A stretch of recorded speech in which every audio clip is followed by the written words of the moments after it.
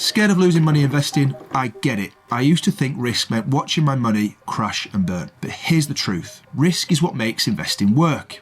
If you understand it, you can use it to your advantage. In this video, I'm breaking down how to make risk work for you, not against you. So let's dive in. Risk? That word alone scares most people off from anything in life, including investing. The crypto scams in the DMs, we hear about it and we have this picture of our money vanishing. £1,000 a day, super noodles tomorrow.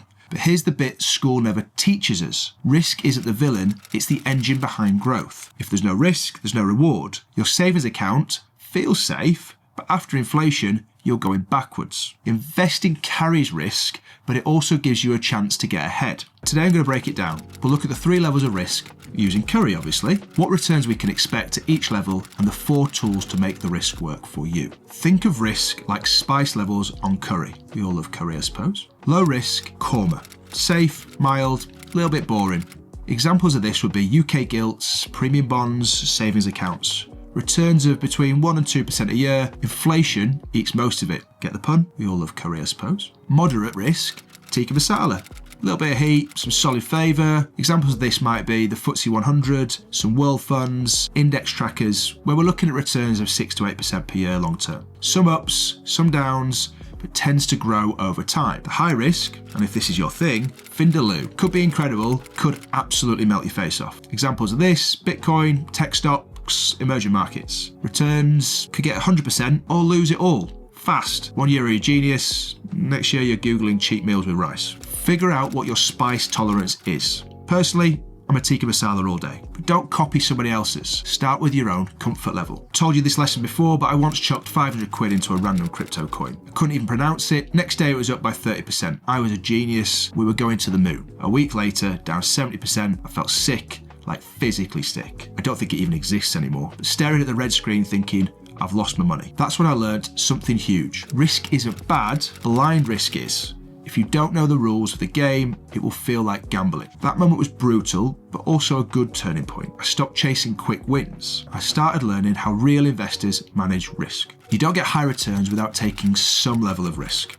So here's the trade-off. If you want 0.5% and no drama, stick it into a savings account. But next year, that 1,000 quid only buys you about £950 worth of stuff. Want 7 to 8% and real wealth growth, you need to take on some risk. Here's a couple of real-world examples. The FTSE 100 averages 6 to 8% a year over the last 3 or 4 decades. The world index averages about 7 to 9% a year. But Rolls-Royce stock tripled in 2 years, but crashed 60% during COVID. If you'd invested £1,000 in a balanced stock and bond portfolio in 2008, by 2024, you'd have over 2.5 grand. Top tip here is, you don't need to go full cowboy.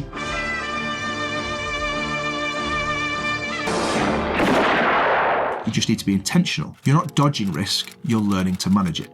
Don't put all your eggs in one Bitcoin, spread your money. I always look at 90% safe, 10% as a bit more of a risky investment. So spread your money across regions, UK, US, Europe, across sectors, tech, healthcare, energy, and then across types, stock, bonds, and cash. If one part crashes, others hold steady. It's like airbags in your car. You still might crash, but you'll walk away safe. Start with a global index fund. It is like buying hundreds of companies all at once across the globe. The next tool is time. Markets fall, always have, always will. But here's what time does. 2008 crash, FTSE dropped 31%. By 2016, it had doubled. March 2020, down 10% in a week. March 2021, up by 20%. April 2025, still a bit of a rough ride, but overnight, they bounced back by over 10%. In April 2020, when the pandemic hit, a mate messaged me, "Should I sell everything, Si?" I told him, "Mate, you don't need to rip out the tree just because it's a little bit windy. Hold your nerve. Keep investing." 1 year later, his portfolio was up by 15%. Set a minimum